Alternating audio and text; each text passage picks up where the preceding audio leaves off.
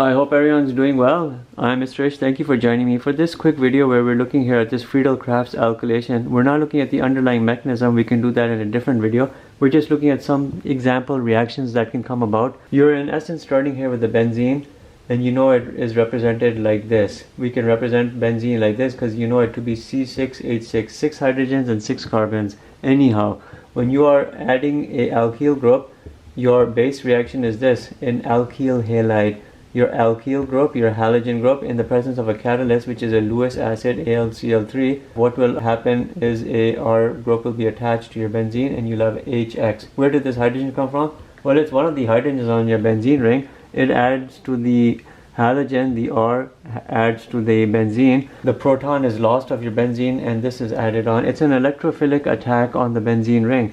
Anyhow, a good example would be you're looking here at a benzene ring and you are doing CH3, CH2, Cl, ethyl chloride in the presence of aluminum chloride, and your end result will be ethyl benzene. Is this going to be our only reaction? Sure it will, because there's no other reaction that can happen, and obviously you'll have HCl. Why is this the only reaction that can happen? Because when you look at this CH3, CH2, Cl, you have exactly this coming from an ethane, you know, hydrogen C2H6. You have only a single type of carbon, a primary carbon and a primary carbon. Each of these carbons are attached to only one other carbon. All of these hydrogens are the same type of hydrogens because they're attached only to primary carbons.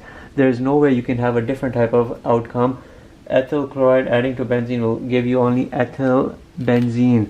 But what is the problem which can happen when we change this compound and you have different types of carbons and or hydrogens? I'll show you. What would happen if I were to add over here as my item propyl chloride? Now you know it's coming from propane and we're doing AlCl3. We can have two types of outcomes here. Look, we are coming here from a propane molecule, CH3, CH2, CH3. Now you have two types of carbons. You have primary carbons because they're attached to one carbon, but you have a secondary carbon because it's attached to two carbons.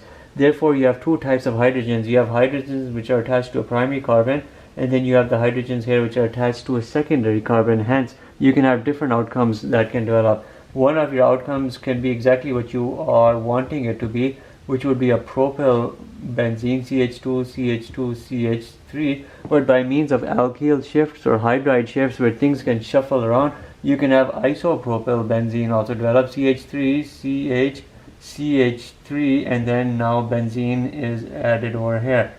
And look, you still have a 3-chain carbon attachment, and the alkyl group, it still has only 3 carbons, but look at the difference. Here you have a branched alkyl group attached, here you have a linear chain of alkyl group attached to your benzene, but it's all coming again from the same reagent, propyl chloride, but you had different types of carbons and hydrogens, and they underwent some sort of shifting, and the shifting is because of the carbocations which can develop.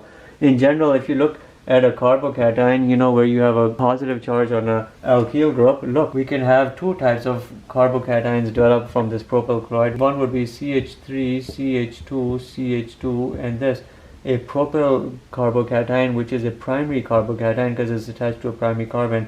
But you can have shifting around, and then what you can end up seeing is you have this. Now you have a secondary carbocation because now the carbocation is attached on a secondary carbon which is attached to two adjacent carbons, and then this type of carbocation is more stable than this. Why is it more stable? Because this represents here deficiency in charge. Alkyl groups can donate their electrons to stabilize this deficiency. Here you have two adjacent alkyl groups donating to that deficiency. Here you only have a single adjacent group donating to that. So this right here is more stable, and hence it can pop up over here in this reaction over here and give you this as being the dominant outcome, this being the minority of outcome. That'll be your more likely outcome, this will be your lesser outcome, and obviously you'll always have HCl over here. If you're looking at a chloride, alkyl chloride, you'll have a HCl outcome. Let's look at one more example and then that'll be it for this video. Look, I have a benzene over here. I'm going to react it with CH3Cl in the presence of aluminum chloride.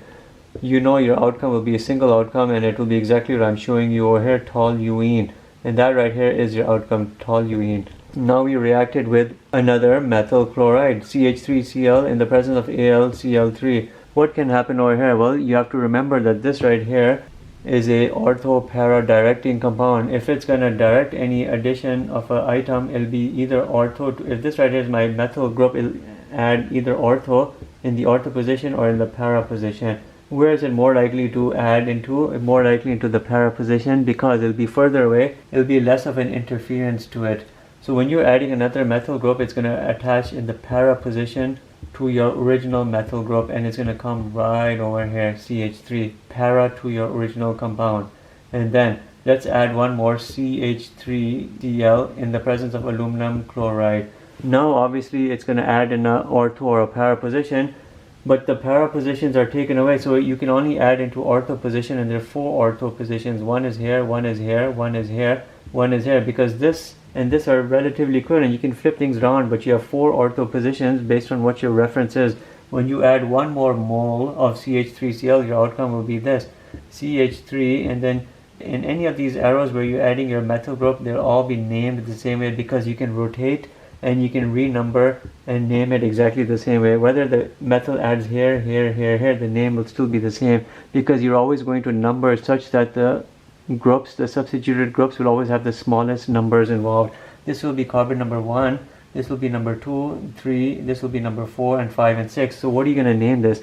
This will be here 1, 2, 4 tri methyl benzene, and that right there will be the name of this compound. Whether you added the methyl here, here, here, but you would still number your benzene to give the smallest, lowest numbers, and the name will always be the same. 1, 2, 4 trimethyl benzene. The first added anywhere, and it would always be the position number 1. The next one added para to that, it would be 1, 2, 3, 4, right over here.